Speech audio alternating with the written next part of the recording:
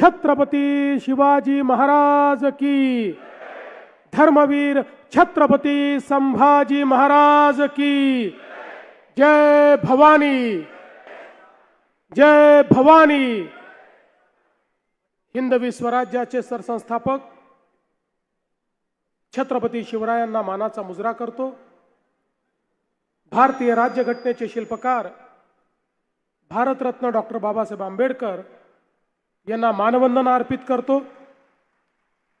आणि आजच्या या विराट अशा सभेमध्ये मंचावर उपस्थित असलेले राज्याचे सार्वजनिक बांधकाम मंत्री आणि आपल्या जिल्ह्याचे पालकमंत्री सन्माननीय शिवेंद्रसिंहराजे भोसले, आपले माजी पालकमंत्री आणि आमदार संभाजी पाटील निलंगेकर, सन्माननीय आमदार रमेश अप्पा कराड, अभिमन्यूजी पवार, आपल्या लातूरच्या या निवडणुकीची जबाबदारी ज्यांच्यावर आहे त्या डॉक्टर अर्चनाताई पाटील चाकूरकर, संजयजी कोडगे, जिल्हाध्यक्ष बसवराजजी पाटील, शहर अध्यक्ष अजितजी कवेकर, सुनीलजी गायकवाड, सुधाकरजी श्रृंगारे, ज्यांनी आपल्याला समर्थन दिलं ते पीपल्स रिपब्लिकन पार्टीचे जयदीप भाऊ कवाडे, पाशाजी पटेल,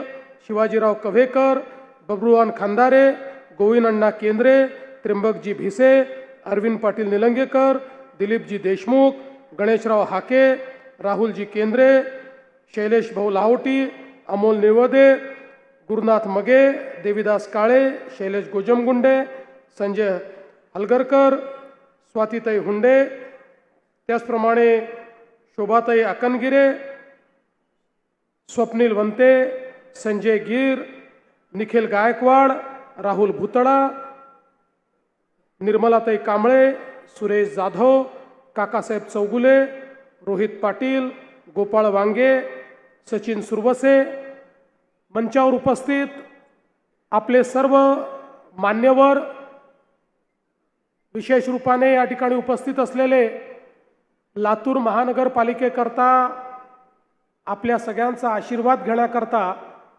आलेले आपले सर्व उमेदवार, या ठिकाणी मोठ्या संख्येने उपस्थित असलेल्या माझ्या सर्व लाडक्या बहिणी आणि तितक्याच लाडक्या भावांनो, पहिल्यांदा तर मी लातूरचे ग्रामदैवत सिद्धेश्वर रत्तेश्वराच्या चरणी नतमस्तक होतो आणि आई गंजगोलाई माता भवानी यांच्याही चरणी या ठिकाणी नतमस्तक होतो।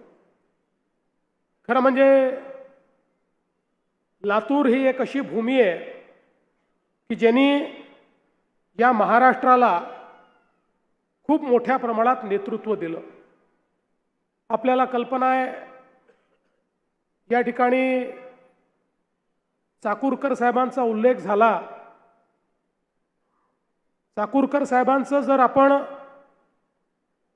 एकूण राजकीय आयुष्य बघितलं तर ज्या प्रकारे नगराध्यक्षापासनं तर लोकसभेच्या अध्यक्षापर्यंत आणि महाराष्ट्रातल्या मंत्र्यापासनं देशाच्या गृहमंत्र्यापर्यंत त्यांनी ज्या पद्धतीनं कारभार चालवला, राजकारणामध्ये अशा प्रकारचे लोक हे आपल्याला विरळ दिसतात।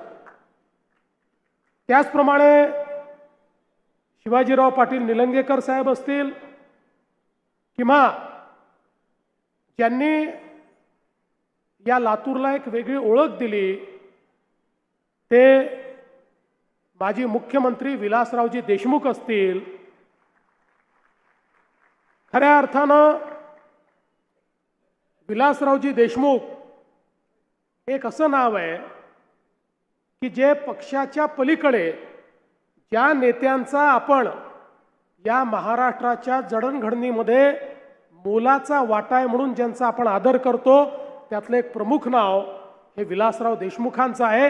हे सांगताना मला या ठिकाणी कुठलाही संकोच नाही। आणि म्हणून 2 दिवसापूर्वी या ठिकाणी काही गोंधळ तयार झाला, काही कन्फ्युजन झालं। आमचे अध्यक्ष या ठिकाणी आले होते, ते बोलत असताना त्यांना त्या ठिकाणी हे सांगायचं होतं की राजकीय दृष्ट्या आपल्याला नवीन रेकॉर्ड तयार करायचा आहे, पण कदाचित त्यांचे शब्द हे चुकीच्या पद्धतीने गेले असतील, त्याबद्दल त्यांनी दिलगिरी व्यक्त केली आहे. पण मी जाहीरपणे सांगतो, काँग्रेस पक्षाची आमची लढाई असली तरी विलासराव देशमुखांबद्दल आम्हाला नितांत आदर आहे. या महाराष्ट्रातलं एक महत्त्वाचं नेतृत्व ते आहे. आणि हे लातूर ज्यांची जन्मभूमी नव्हती पण तरी कर्मभूमी होती, असे आमचे नेते गोपीनाथरावजी मुंडे यांचंही स्मरण या निमित्ताने लातूरकरांसोबत केलं पाहिजे, असं माझं मत आहे. आणि म्हणून खऱ्या अर्थानं मला असं वाटतं की या भूमीमध्ये नेतृत्व तयार करण्याचा एक गुण आहे. आणि म्हणूनच आजही आपण पाहतो, मंचावर बसलेली जी आपली नेते मंडळी आहे, या प्रत्येकाने अतिशय चांगल्या पद्धतीनं या लातूर शहराच्या आणि लातूर जिल्ह्याच्या विकासाकरता या ठिकाणी काम केलं. खरं तर बंधू भगिनींनो, आता या ठिकाणी महानगरपालिकेची निवडणूक आहे.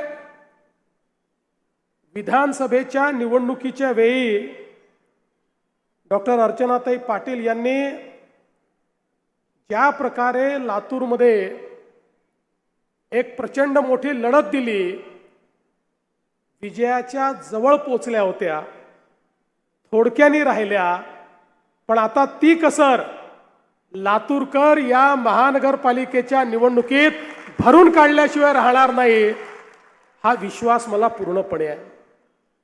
मला आजही तो दिवस आठवतो, 11 एप्रिल 2016 त्या दिवशी संभाजीराव आपल्याला रेल्वेने लातूरला पाणी आणावं लागलं होतं.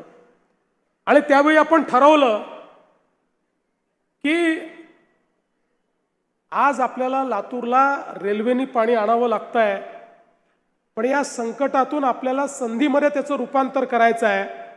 आणि पुढच्या काळामध्ये या ठिकाणी लातूरमध्ये परत कधीही आपल्याला रेल्वेने पाणी आणावं लागू नये, या दृष्टीनं आपल्याला काम करायचं आहे. आणि मला आनंद आहे की त्या माध्यमातनं वेगवेगळ्या योजना आपण केल्या, जलयुक्त शिवारपासनं तर या ठिकाणी पिण्याच्या पाण्याच्या योजनेपर्यंत अनेक योजनांना आपण त्या ठिकाणी चालना दिली. खरं म्हणजे तुम्ही जे या ठिकाणी बोललात ना संभाजीराव, लातूरच्या प्रत्येक घरामध्ये नळ उघडल्यानंतर दररोज शुद्ध पिण्याचं पाणी आलंच पाहिजे, या दृष्टीनंच आपण सगळं नियोजन केलं. ही गोष्ट वेगळी आहे की मध्यंतरी सरकार गेल्यानंतर आपण केलेलं नियोजन हे बासनात गुंडाळण्यात आलं, पण चिंता करण्याचं कारण नाही. पुन्हा सरकार आलं, आता आपण त्याला चालना दिली आहे. आपल्याला माहिती आहे की जवळपास 259 कोटी रुपयाची योजना लातूर करता आपण मंजूर केली.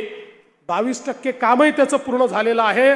धनेगाव धरणापासून हरंगुळ जलशुद्धीकरण केंद्रापर्यंत नवीन मुख्य पाईपलाईन असेल, त्यातनं आपण पाणी पुरवठा करणार आहोत. आणि आता या महानगरपालिकेच्या निवडणुकीनंतर याच्या दुसऱ्या टप्प्यालाही मान्यता मी देणार आहे. त्यामुळे पुढच्या काळामध्ये या ठिकाणी पिण्याच्या पाण्याचा प्रश्न असणार नाही. मी कोणावर टीका करण्याकरता या ठिकाणी आलो नाही, पण काही लोकांनी अशा प्रकारे या ठिकाणी वचनं दिली होती की निवडणुकीत निवडून आल्यानंतर 100 दिवसात पाणी देईल, नाहीतर राजीनामा देईल. त्यांनी पाणी दिलं नाही आणि राजीनामाही दिला नाही. पण आपल्याला त्यांच्याबद्दल काही म्हणायचं नाही, मी कोणावर टीकाच करत नाही. मी तर विकासाबद्दल बोलण्याकरता या ठिकाणी आलो आहे. आज आपण बघा, माननीय मोदी साहेबांनी ज्या प्रकारे 2014 नंतर शहर विकासाच्या योजना आणल्या, त्यामुळे आज शहरं बदलत आहेत. जवळजवळ 70 वर्ष आपल्या देशामध्ये एक राज्यकर्त्यांची भूमिका होती की भारत हा गावांमध्ये राहतो, गावांचा विकास म्हणजे देशाचा विकास. संकल्पना बरोबर होती, कुठेही चूक नव्हती. पण त्याच वेळी आपल्या राज्यकर्त्यांना हा विसर पडला की भारतामध्ये शहरं देखील आहेत, शहरांमध्ये लोक राहतात. शहरांमध्ये राहणारी जी लोक आहेत त्यांनाही आपल्याला सुखसोयी द्याव्या लागतील. शहरातला गरीब, शहरातला मध्यमवर्गीय याचाही विचार करावा लागेल. पण कुठलंही नियोजन आपण केलं नाही. परिणाम काय झाला बघा. गावाकडनं लोक शहरामध्ये येत होते, शहराची लोकसंख्या वाढत होती. नियोजनाभावी ज्याला जिथे जागा मिळेल तिथे तो बसत होता.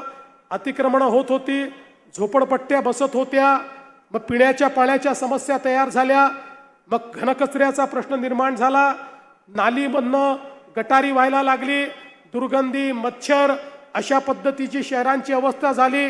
तेच पाणी विहिरीत जायला लागलं, तेच नदीत जायला लागलं, तेच आपल्या तलावात जायला लागलं. जलस्रोत प्रदूषित झाले. पण शहरांकरता कुठल्याही योजना नसल्यामुळे शहरं ही बकाल होऊ लागली. ज्या शहरांकडे लोक आशेने पाहत होते, आपलं कल्याण करण्याकरता आले होते, तीच शहरं कुठल्या तरी बकाल अवस्थेत जाताना आपल्याला पाहायला मिळाली. पण 2014 साली मोदीजी देशाचे प्रधानमंत्री झाल्यानंतर मोदीजींनी सांगितलं, गावाचा विकास तर महत्त्वाचा आहेच, पण शहराचा विकास देखील तेवढाच महत्त्वाचा आहे. कारण देशाच्या GDPच्या 65% GDP हा शहरात तयार होतो. लोक शिक्षण, आरोग्य आणि रोजगाराकरता शहरामध्ये येतात. येणाऱ्या लोकांकरता, गरिबांकरता, मध्यमवर्गीयांकरता इन्फ्रास्ट्रक्चर तयार करावं लागेल. त्यांच्याकरता सोयी तयार कराव्या लागतील. पिण्याचं पाणी, गटारी, रस्ते, त्या ठिकाणी घरांची व्यवस्था, या सगळ्या गोष्टी कराव्या लागतील. आणि म्हणून देशाच्या इतिहासामध्ये 70 वर्षानंतर मोदीजींनी पहिल्यांदा शहराकरता, शहराच्या विकासाकरता योजना तयार केल्या.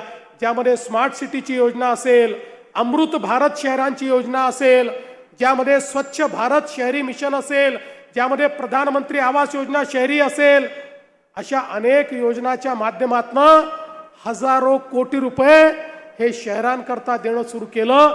एकट्या महाराष्ट्राचा जर विचार केला ताई, तर 50,000 कोटी रुपये महाराष्ट्रातल्या शहरांना मोदीजींनी या ठिकाणी दिले आणि शहरं बदलायला लागली. आज हे तुम्हाला 200 कोटी रुपये जे आम्ही देतो, हे कुठनं येत आहेत? हे सगळे मोदीजींनी दिलेले पैसे आहेत. हे अमृतमधले सगळे पैसे आहेत. आज आपण पाहतोय पिण्याच्या पाण्याकरता या ठिकाणी जो पैसा आपल्याला मिळतोय, अमृतच्या योजनेतनं मिळतोय. भुयारी गटाराकरता 305 कोटी रुपये आपल्याला मिळाले.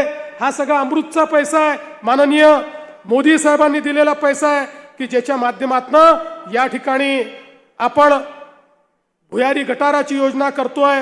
53 MLDचा सांडपाण्याचा शुद्धीकरणाचा प्रकल्प करतोय. कारण मोदीजींनी सांगितलं, हे घाण पाणी, सांडपाणी आता नदी नाल्यांमध्ये, विहिरीमध्ये जाणार नाही. ते भुयारी गटारातनं STP मध्ये जाईल. त्या ठिकाणी पाण्यावर प्रक्रिया होईल. त्यातली जी विष्ठा आहे ती बाजूला काढली जाईल, मैला बाजूला काढला जाईल. त्याचाही उपयोग खत निर्मितीमध्ये केला जाईल. आणि उरलेलं जे शुद्ध पाणी आहे तेच नदीमध्ये, नाल्यांमध्ये किंवा विहिरीमध्ये सोडलं जाईल. ते दुसरीकडे जाणार नाही. अशा पद्धतीनं आज हजारो कोटी रुपये आपल्याला मिळाले आणि शहरं आपली चांगली होत आहेत.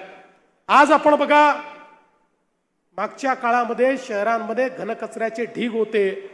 घनकचरा आपली लायबिलिटी होती. पण मोदीजींनी सांगितलं, घनकचऱ्याला संपत्ती समजा. आज घनकचऱ्याच्या व्यवस्थापनाच्या माध्यमातून मोठ्या प्रमाणात केंद्र सरकार, राज्य सरकार पैसा देत आहे. हा घनकचरा आता लायबिलिटी नाही आहे, ती आपली संपत्ती झाली आहे. त्या कचऱ्यावर प्रक्रिया करून आता आपण खतांची निर्मिती करतो. त्या कचऱ्यावर प्रक्रिया करून त्यातनं कोळशासारखे पेलेट आपण तयार करतो, जे वीज निर्माण करणाऱ्या कंपनीला विकता येतात. आणि आता तर मोठ्या शहरांमध्ये कचऱ्यापासून आम्ही विद्युत निर्मिती देखील सुरू केलेली आहे. त्यातनं पैसा हा आज आपल्या या सगळ्या महानगरपालिकांना त्या ठिकाणी प्राप्त होतोय. याकरता देखील केंद्र सरकारच्या माध्यमातून मोठ्या प्रमाणात निधी आपल्याला मिळतोय. आणि पुढच्या काळामध्ये, मागच्या काळात आपण काही योजना कचऱ्याच्या संदर्भात देखील या महानगरपालिकेमध्ये आपण सुरू केल्या. पण माझी अपेक्षा अशी आहे की पुढच्या काळामध्ये लातूरला एक मॉडेल शहर म्हणून आपण तयार केलं पाहिजे. आणि या ठिकाणचा जेवढा कचरा आहे, हा सगळा कचरा त्या ठिकाणी त्याच्यावर प्रक्रिया करण्याचं काम हे आपण केलं पाहिजे. अशा प्रकारची विनंती या निमित्ताने मी करतोय. आणि त्याचसोबत खऱ्या अर्थानं या लातूरमधल्या जे काही आमचे सामान्य लोक आहेत, यांच्याकरता रुग्णालयाचा विषय ताई तुम्ही ठेवला, पालकमंत्री बोधे यांनी सांगितलं, आता तो प्रश्न आम्ही सोडवलेला आहे। या ठिकाणी लातूरमध्ये एक अत्यंत आधुनिक अशा प्रकारचं जिल्हा हॉस्पिटल आणि रुग्णालय हे आम्ही तयार करणार आहोत। सर्व प्रकारच्या रोगांचा इलाज हा त्या ठिकाणी झाला पाहिजे असा आमचा प्रयत्न आहे।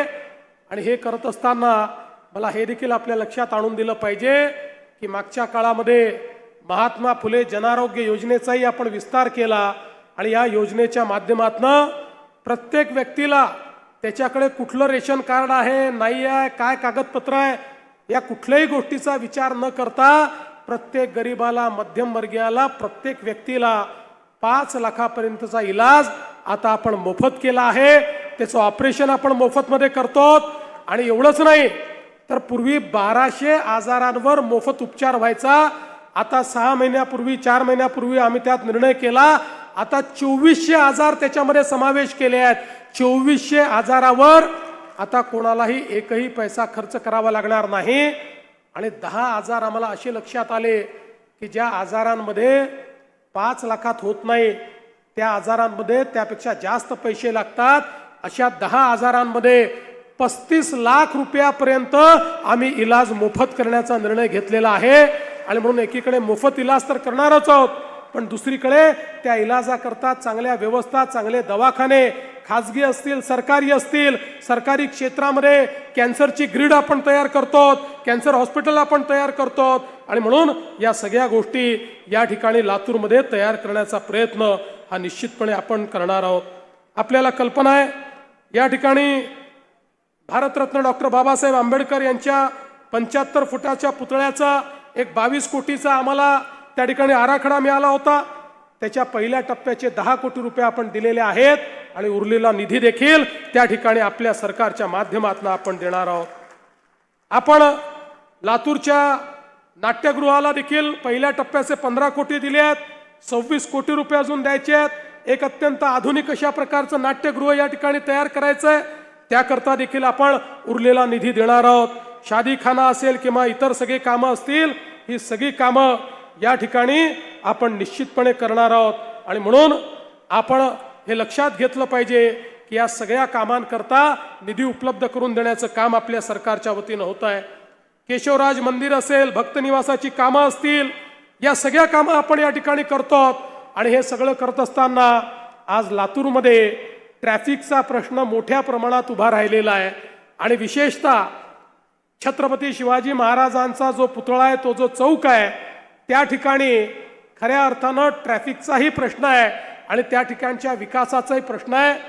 आणि जिथे छत्रपती शिवाजी महाराजांचं नाव आहे, जिथे त्यांचा पुतळा आहे, तो भाग हा लातूरचा सर्वोत्तम भागच असला पाहिजे अशा पद्धतीनं माननीय पालकमंत्री हेच PWD मंत्री आहेत, त्यामुळे त्याचं सर्वात उत्तम डिझाईन आम्ही तयार करू आणि त्या ठिकाणी ट्रॅफिकची समस्याही संपवू आणि त्या ठिकाणी छत्रपती शिवरायांचा जो पुतळा आहे त्याचं सौंदर्यीकरण आणि त्याची भव्यता ही देखील चांगल्या पद्धतीनं कशी आपल्याला करता येईल याचा प्रयत्न आपण करू। पण त्याच वेळी ही ट्रॅफिकची समस्या सोडवण्याकरता मागे अभिमन्यू भाऊ आले होते आणि त्यांनी मला एक पत्र दिलं होतं रिंग रोडच्या संदर्भात।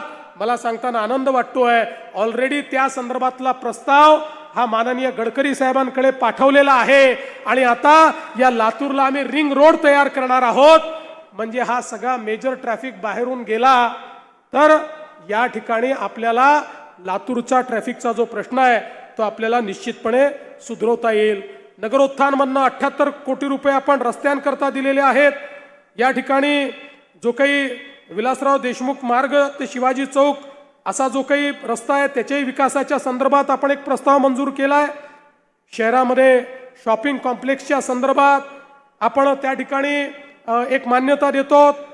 आपत्ती सौम्यीकरणाच्या अंतर्गत जे काही पुराचं पाणी शिरत आहे त्याकरता 50 कोटी रुपये भिंत बांधण्याकरता आपण दिले आहेत। PM बस सेवेच्या अंतर्गत 20 कोटी रुपये केंद्र सरकारच्या माध्यमातून या ठिकाणी आपण देतो।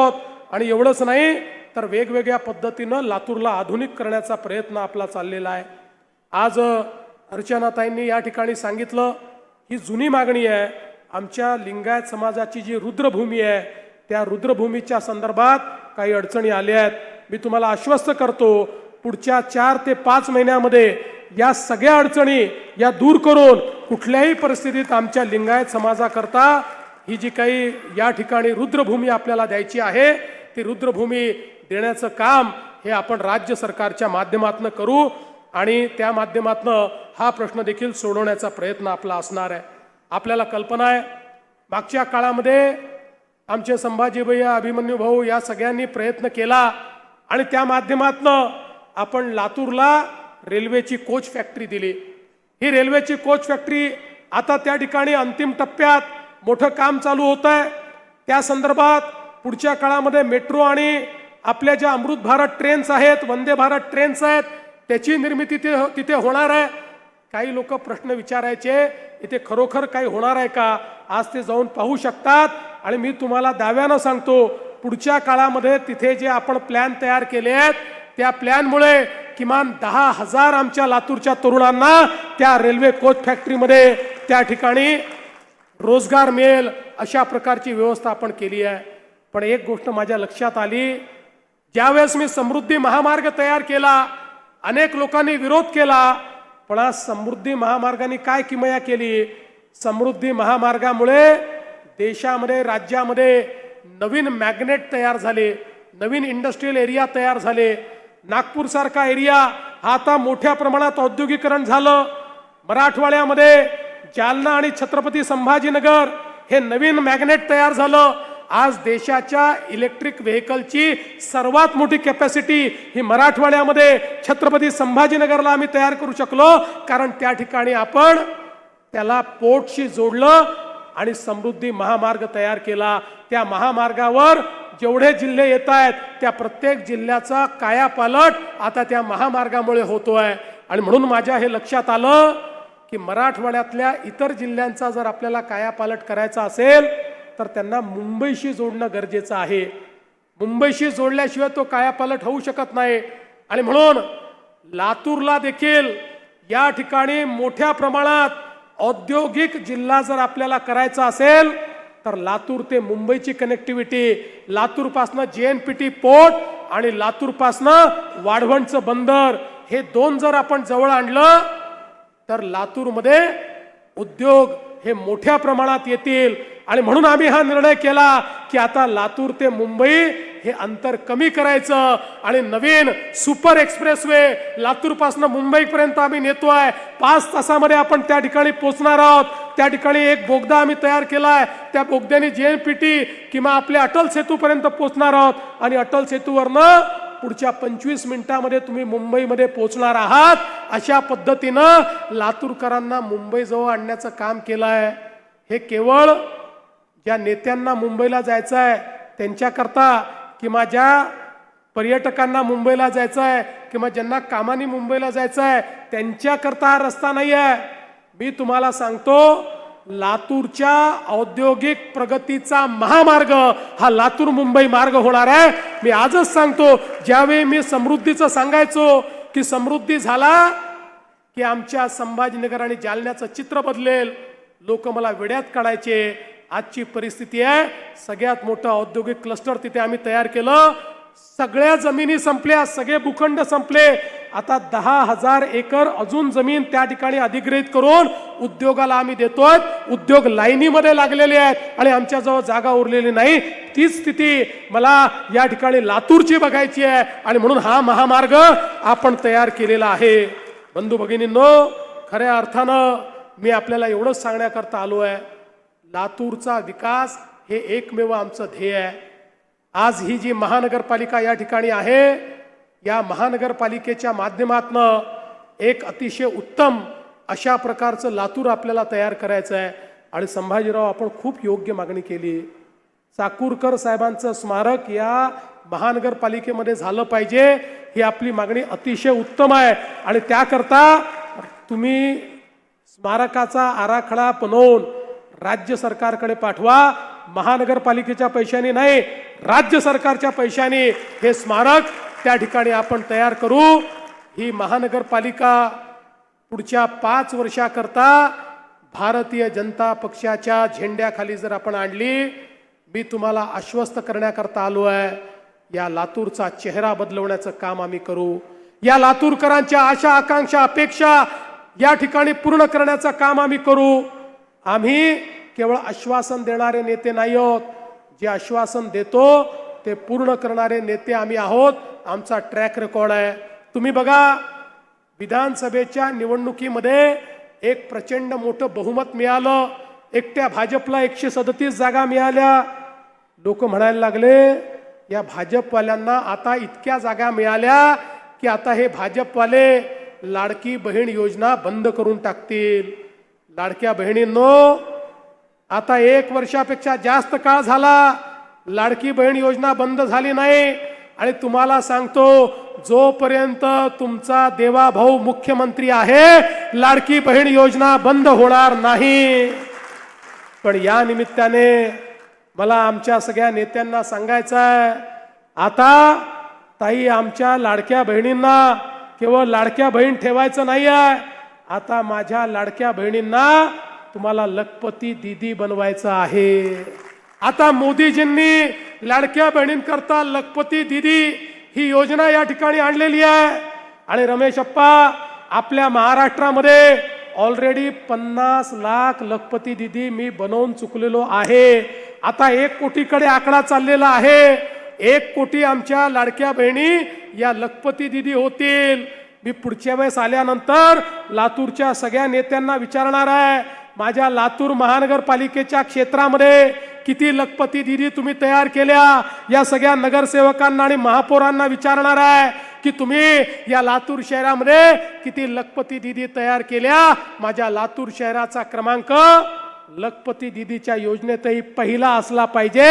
या दृष्टीनं तुम्हाला आव्हान करण्याकरता मी आलो आहे.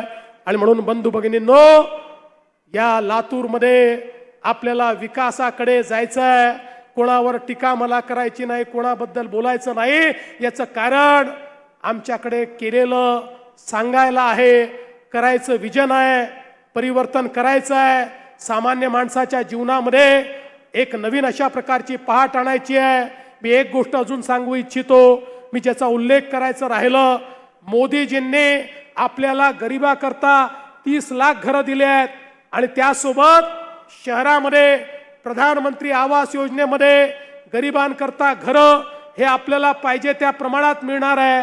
पण आमच्या असं लक्षात आलं की घरं तर आपल्याकडे आहेत, पण झोपडपट्टीमध्ये राहणारे आणि अतिक्रमण करून राहणारे यांच्याकडे मालकी हक्काचा पट्टा नसल्यामुळे त्यांना घरांचा लाभ घेता येत नाही.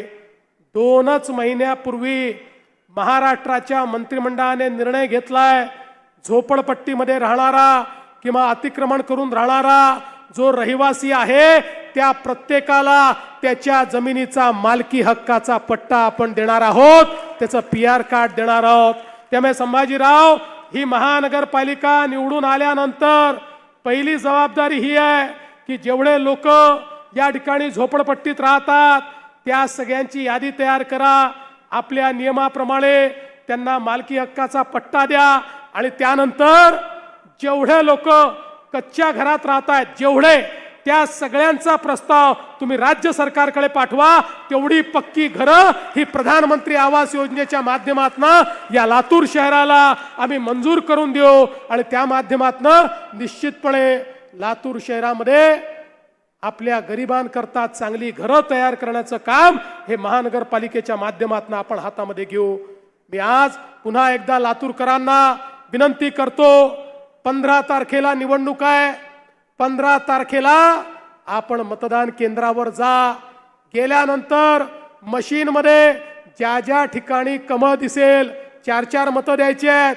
त्यामुळे फार कन्फ्यूज होऊ नका, इकडचा तिकडचा विचारही करू नका.